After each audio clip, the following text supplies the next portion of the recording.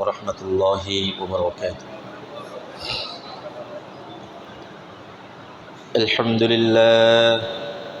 আলহামদুলিল্লাহি রাব্বিল আলামিন والصلاة والسلام على أشرف الأنبياء والمرسلين وعلى آله وأصحابه أجمعين، أما بعد، فأعوذ بالله من الشيطان الرجيم.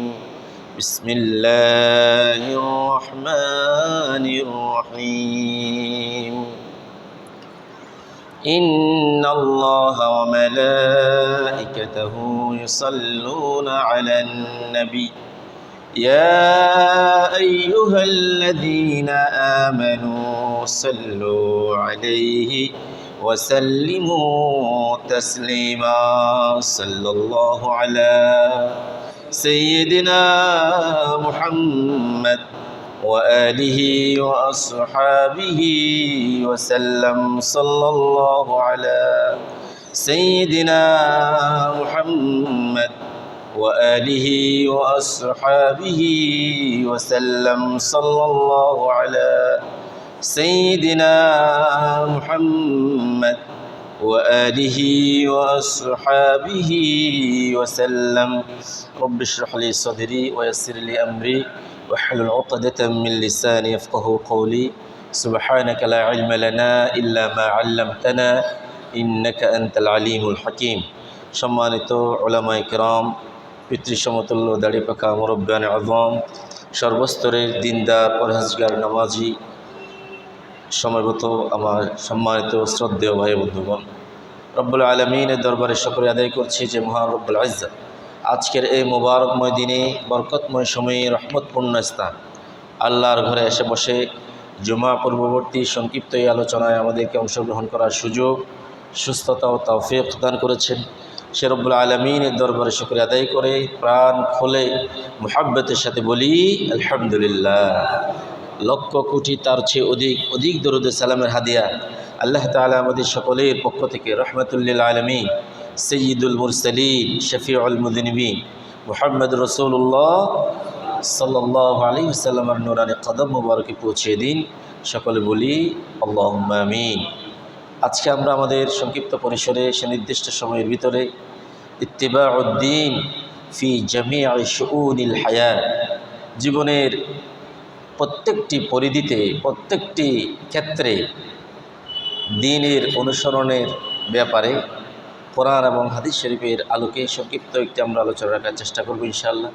আল্লাহ তাআলা অল্প কথার, অল্প সময়ের এই আলোচনাকে ইখলাসের সাথে করার, বোঝার, আমাদের প্রত্যেকের প্রাত্যহিক জীবনে আমল করার তৌফিক দান করে। সকলে বলি আল্লাহুম্মা আমিন। প্রিয় হাজিরিন, আমরা প্রতি জুমায় এখানে একটা কি ইকো একটা সিস্টেম আছে, এটা বন্ধ করে দিয়ে, হ্যাঁ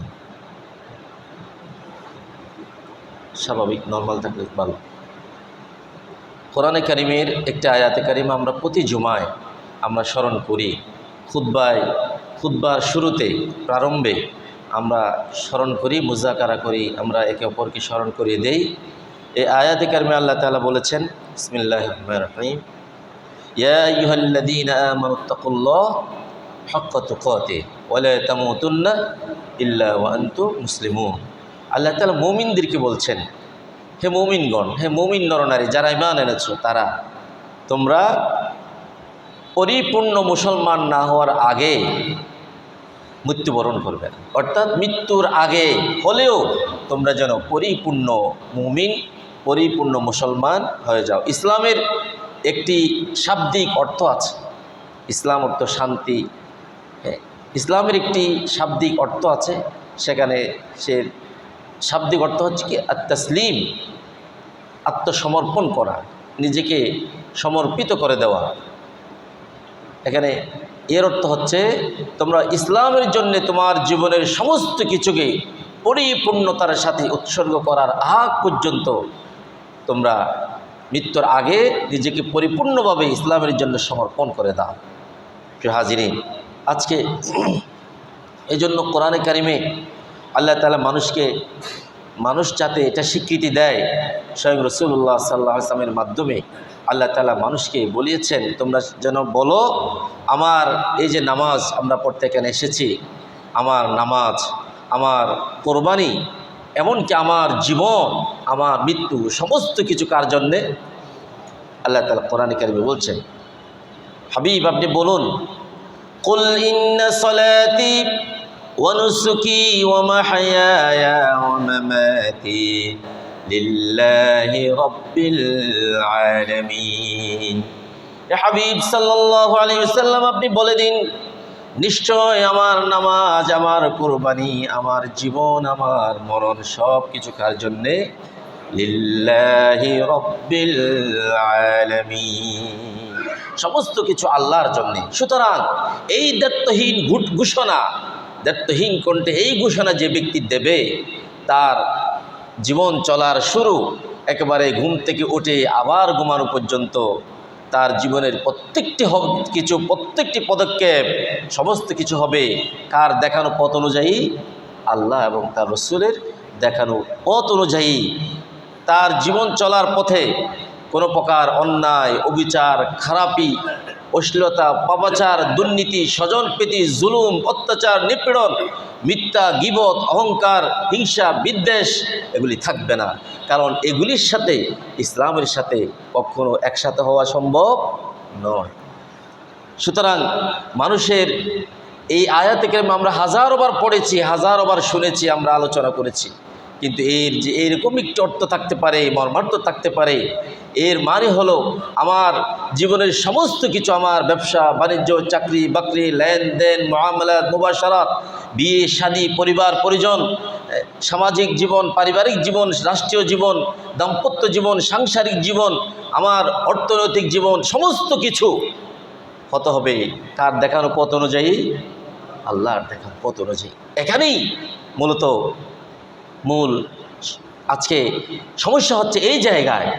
আজকে যদি ইসলামের এই কথাগুলি যদি আমরা রাষ্ট্রীয় পর্যায়ে, যেখান থেকে রাষ্ট্রের বিভিন্ন গুরুত্বপূর্ণ দিক নির্দেশনাগুলি, নীতি নির্ধারণী জায়গায় যদি আজকে এই কথাগুলি যদি আসতো, এই কথাগুলি যদি প্রয়োগ করা যেত, তাহলে ইসলাম বলছে এর এই অনুযায়ী যদি মানুষের জীবন হয়, তার যে মানুষ নামাজি হবে, যে মানুষ পরহেজগার হবে, যে মানুষ দিনদারি হবে, তার জীবনে আবার তিনি যখন অফিসে যাবেন, মন্ত্রণালয়ে যাবেন, প্রশাসনে যাবেন, তার দায়িত্বে যাবেন, তিনি কখনো দুর্নীতিবাজ হতে পারবেন না, চোর হতে পারবেন না, ডাকাত হতে পারবেন না, জালেম হতে পারবেন না, অত্যাচারী হতে পারবেন না।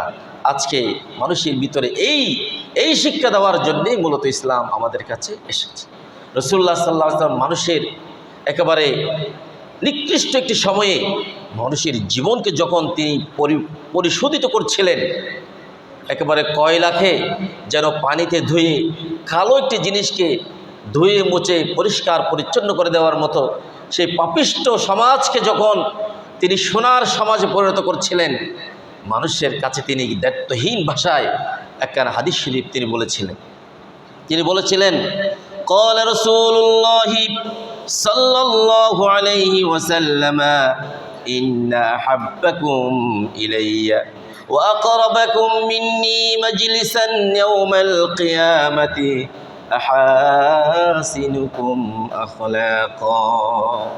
প্রিয় রাসূল সাল্লাল্লাহু আলাইহি ওয়াসাল্লাম মানুষের ব্যক্তিগত জীবন থেকে তার চরিত্র, তার জীবন যেন পরিশুদ্ধ হয়ে যায়, প্রিয় রাসূল সাল্লাল্লাহু আলাইহি ওয়াসাল্লাম সাহাবা আজমাইনকে বললেন, তোমাদের ভিতরে, এই মজলিসের ভিতরে, আমার সামনে যারা আছো, আমার মজলিসের ভিতরে, এই সমাজের ভিতরে যত মানুষ আছো, তোমাদের ভিতরে সবচাইতে আমার কাছে বড় প্রিয় এবং কিয়ামতের ময়দানে আমার কাছে একেবারে নিকটবর্তী হবে তোমাদের ভিতর থেকে যে মানুষগুলির চরিত্র সুন্দর, যে মানুষগুলির হাসিনুকুম আখলাকা, যাদের চরিত্র সুন্দর, যার টাকা আছে, যার ধন আছে, যার পাওয়ার আছে, যার পয়সা আছে, জমি জমা আছে, ব্যাংক ব্যালেন্স আছে, বিল্ডিং আছে, গাড়ি বাড়ি আছে, এটি বলেন নাই, বলেছেন কি হাসিনুকুম আখলাকা। সম্প্রতি বাংলাদেশে কয়েকটি ঘটনা আমরা আপনারা সবাই দেখছি, রাষ্ট্রের একেবারে গুরুত্বপূর্ণ জায়গায়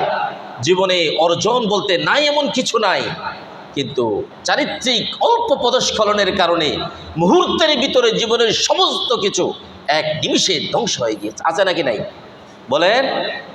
জীবনে সমস্ত কিছু অর্জন আছে।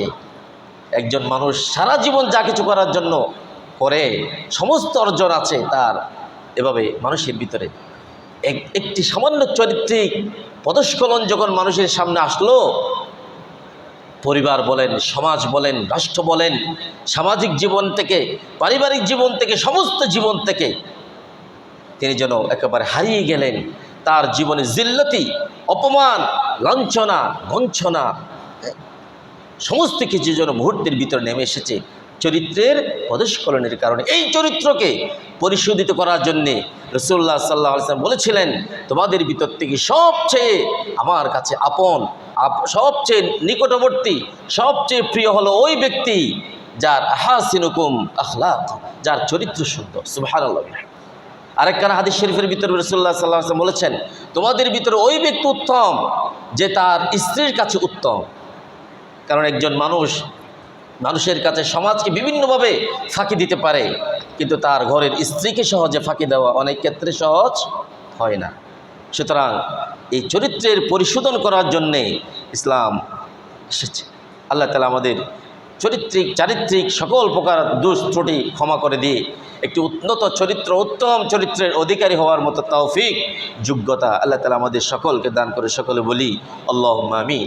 এই জন্য প্রিয় রাসূল সাল্লাল্লাহু আলাইহি সাল্লাম বলেছেন, قال رسول الله صلى الله عليه وسلم إنما بعثت لأتمم مكارم الأخلاق। এই পৃথিবীতে আমি মুআল্লিম হিসেবে, শিক্ষক হিসেবে, প্রশিক্ষণ দাতা হিসেবে আমি এসেছি তোমাদের চরিত্রের পরিপূর্ণতা সাধন করার জন্যে, চরিত্রের পরিশোধন করার জন্যে আমি রাসূল প্রেরিত হয়েছি। সুবহানাল্লাহ। আপনি রাসূল সাল্লাল্লাহু আলাইহি ওয়াসাল্লামের জীবন আপনি চরিত্র যখন পড়বেন, সেখানে অবাক বিস্ময়ে দেখবেন। ইসলাম আসার আগে 40 বছর বয়সে তিনি নবী হলেন। এই 40 বছর আগে তিনি শিশুকাল কাটালেন, তরুণ কৈশোর কাটালেন, তারুণ্য কাটালেন, যৌবনের গুরুত্বপূর্ণ সময় তিনি কাটালেন প্রিয় রাসূল সাল্লাল্লাহু আলাইহি ওয়াসাল্লামের এই 40 বছর জীবনে এবং নবুয়তের পরবর্তী জীবনে বিন্দু পরিমাণ কালিমা, বিন্দু পরিমাণ অপরাধ, বিন্দু পরিমাণ মানুষের প্রতি জুলুম, অত্যাচার, নিপীড়ন, মিথ্যা, গীবত, অশ্লীলতা, পাপাচার, বিন্দু পরিমাণ এক মুহূর্তের জন্য, একটি জীবনের জন্যে, একদিনের জন্য প্রিয় রাসূলের জীবনে সামান্য পরিমাণ কালিমা ছিল না। সুবহানাল্লাহ। যে সমাজে মানুষ জালেম, অত্যাচার, চুরি, ডাকাতি, রাহাজানি, অশ্লীলতা, পাপাচারের শৈলাভ, যে সমাজকে ইতিহাসবিদেরা বলেছেন পৃথিবীর সবচেয়ে নিকৃষ্টতম সময়, ডার্ক এজ কিংবা অন্ধকারচ্ছন্ন যুগ বলেছে, জাহিলিয়া যুগের, সেই যুগে রাসূল ছিলেন আল আমিন, রাসূল সাল্লাল্লাহু আলাইহি ওয়াসাল্লাম ছিলেন as-সাদিক, রাসূল সাল্লাল্লাহু আলাইহি ওয়াসাল্লাম এই যুগের সবচেয়ে বিশ্বস্ত, সবচেয়ে সত্যবাদী ছিলেন প্রিয় রাসূল সাল্লাল্লাহু আলাইহি ওয়াসাল্লাম। আমরা সেই রাসূলের উম্মত, সেই রাসূলের উম্মত হয়ে আমরা কি তার চরিত্রের বিরুদ্ধাচরণ করতে পারি? না। আল্লাহ তাআলা তার এই নূরানি মোবারক চরিত্রের এই অনুসরণ আমাদেরকে করার মতো তৌফিক দান করে। সকলে বলি আল্লাহুম্মা আমিন। প্রিয় হাজিরিন, সুতরাং আমরা নিজেরাই চরিত্রবান হব, আমাদের আখলাকে সৌন্দর্যতম পরিবেশ আসবে। পাশাপাশি আমরা বড় ভাই হিসেবে, উস্তাদ হিসেবে, দাদা হিসেবে, পিতা হিসেবে, অভিভাবক হিসেবে আমাদের দায়িত্ব আছে আমার পরিবার পরিজন এরাও যেন পথহারা হয়ে না যায়, পদস্খলন যাতে না হয়, এরাও যাতে চরিত্রবান হয়, এই ব্যাপারে আমাদের খুব বেশি খেয়াল রাখতে হবে। ইনশাআল্লাহ পারবো তো? আমরা আমাদের ছেলেমেয়েদেরকে ভালো স্কুল, কলেজে, ইউনিভার্সিটিতে, মাদ্রাসায়, মেডিকেলে পড়ানোর জন্য যত ধরনের কষ্ট সব কিছু করি। পাশাপাশি আমি সব সময় অনুরোধ জানাই, করেন আপনার ছেলেকে আপনি আপনার মনের মতো করে, মনের মাধুরী মিশিয়ে তাকে এস্টাবলিশ করার জন্য, প্রতিষ্ঠিত করার জন্যে সমস্ত কিছু উজাড় করে দেন। পাশাপাশি চরিত্রের সুন্দরতম একটি উদাহরণ হয়ে যায় মতো তার উত্তম চরিত্র গঠনের ব্যাপারেও আপনাকে সমানভাবে খেয়াল রাখতে হবে। আপনি শুধুমাত্র কেরিয়ার গঠন করলেন, ছেলে কিভাবে প্লাস পাবে, কিভাবে সে এস্টাবলিশ হবে, কিভাবে সে বিসিএসে যাবে, কিভাবে সে ইউনিভার্সিটিতে টিকবে, মেডিকেলে টিকবে, ইউনিভার্সিটিতে ইঞ্জিনিয়ারিংয়ে টিকবে, সব কিছু করলেন, কিন্তু তার চরিত্র যাতে সুন্দর হয় এদিকে হয়তো অনেক সময় খেয়াল করলাম না। এটি যেন না হয়। কারণ আজকে আমরা দেখছি সমস্ত কিছু আছে, চরিত্রের পদস্খলনের কারণে যেন কিছু নাই হয়ে যায়। আর এই সন্তান, কলেজার টুকরো সন্তানগুলি যেন মা বাবা, আত্মীয় স্বজনের, এলাকাবাসীর, দেশবাসীর চেহারাকে উজ্জ্বল করে দেয়, সেই ধরনের প্রজন্ম গড়ার মতো সেই তৌফিক আল্লাহ তাআলা আমাদের দান করে। সকলে বলি আল্লাহুম্মা আমিন। কেন প্রয়োজন? আল্লাহর কোরআন বলছে, আল্লাহ তাআলা সূরাতুত তাহরিমে বলছেন, ইয়া আইয়ুহাল্লাযীনা আমানু কু আনফুসাকুম ওয়া আহলিকুম নারা। আল্লাহ তাআলা বললেন, হে মুমিনগণ, তোমরা তোমাদের নিজেদেরকে বাঁচাও এবং তোমাদের পরিবার পরিজন, স্ত্রী পুত্র পরিজন, ছেলে মেয়ে, নাতি নাতনি, তোমার অধীনস্থ যারা আছে তাদেরকে জাহান্নামের আগুন থেকে বাঁচিয়ে দাও। কারণ যখন আল্লাহ তাআলা জাহান্নামের আগুন জ্বালাবেন, আগুনের যে জ্বালানি হয়, সে আগুনের জ্বালানি হবে পাথর, ওয়াকুদুহান নাস ওয়াল হিজারা উইদ্দাত লিল কাফিরিন। এই জ্বালানি হবে মানুষ এবং পাথর। কিছু মানুষকে দিয়ে আগুন জ্বালাবেন। লাকড়ি যেমন আমরা আগুন জ্বালানোর জন্য ইউজ করি, সেভাবে আগুন জ্বালানোর জন্য আল্লাহ লাকড়ি স্বরূপ ব্যবহার করবেন কিছু মানুষ।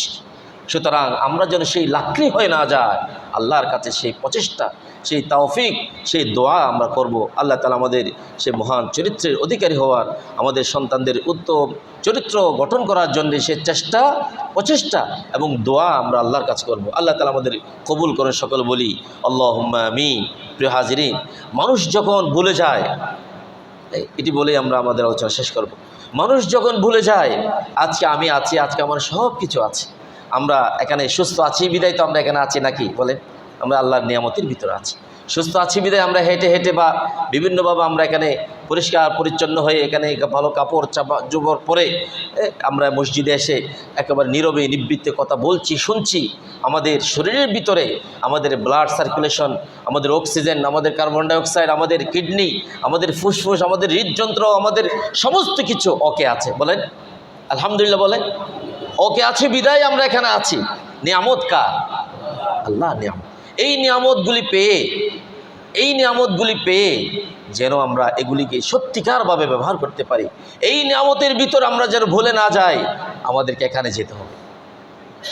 ছোট একটি উদাহরণ দিয়ে বলি, রাসূলুল্লাহ সাল্লাল্লাহু আলাইহি ওয়াসাল্লামের সেই সময়ে আস ইবনে ওয়াইল নামক একজন ব্যক্তি এসে, আমি কয়েকবার বলেছি মনে হয়, একটি হাড্ডি নিল। হাড্ডি নিয়ে এটাকে একেবারে ব্লান্ড করে একেবারে পিষে ময়দার মতো করে ফেলল, মানুষের পচা হাড্ডি।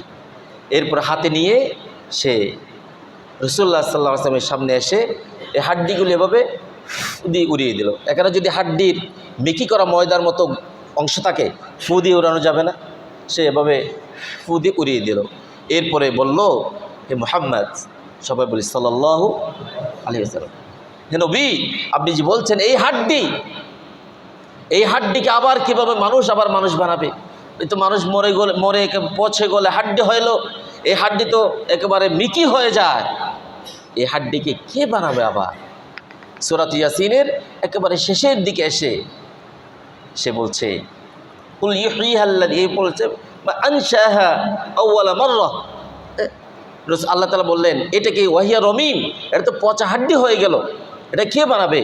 আল্লাহ তাআলা রাসূলুল্লাহ সাল্লাল্লাহু আলাইহি ওয়াসাল্লামের জবাবটি আল্লাহ তাআলা নিজে জিবরিলের মাধ্যমে জিবরিলকে দিয়ে বললেন, জিবরিল তুমি যাও আর হাবিবকে বলতে বলো, কুল ইউহয়িহাল্লাযী আনশাহা আউওয়ালা মাররা ওয়া হুয়া বিকুল্লি খালকিন আলিম। হে জিবরিল, তুমি রাসূলকে বলতে বলো, যে মহান সত্তা এই হাড্ডিকে প্রথমে তৈরি করেছিলেন, তিনি আবার তৈরি করতে পারেন। সুবহানাল্লাহ বলবেন না বড় করে? সুতরাং আমরা যে মারা যাব, আমরা যে হাড্ডি হয়ে যাব, এই হাড্ডি থেকে আমার রব, আমার আল্লাহকে আবার তৈরি করতে পারবেন না? আমরা তো কিছুই ছিলাম না, আমাদের মা বাবার মাধ্যমে যেহেতু কিছুই ছিলাম না, সেখান থেকে তৈরি করতে পারেন। যিনি একবার তৈরি করেছেন, তিনি কি সেটাকে আবার তৈরি করতে পারবেন?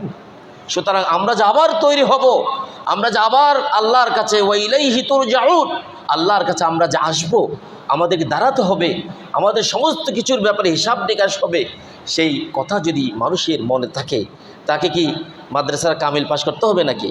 তাকে ইউনিভার্সিটির পিএইচডি করতে হবে না? কিচ্ছু করতে হবে না। শুধু যদি মানুষের মাথায় থাকে আমি এখানে আছি, নাই হব, আমাকে আবার আল্লাহ তৈরি করবেন, আমার সমস্ত কিছু হিসাব দিতে হবে, তিনি এই চিন্তা, এই চেতনা, এই বিকাশ, এই মানসিকতা, এই বুদ্ধি, এই আকল যার কাছে আছে, যার কাছে থাকবে, তিনিই প্রকৃত মুমিন হয়ে, মুসলমান হয়ে এই দুনিয়া ছাড়তে পারবেন। আল্লাহ তাআলা আমাদের তৌফিক দান করে। সকল বলি আল্লাহুম্মা আমিন। ওয়া আখিরু দাওয়ানা আলহামদুলিল্লাহি রাব্বিল আলামিন। সুবহানাকাল্লাহুম্মা ওয়া বিহামদিকা আশহাদু আল্লা ইলাহা ইল্লা আনতা আস্তাগফিরুকা ওয়া আতুবু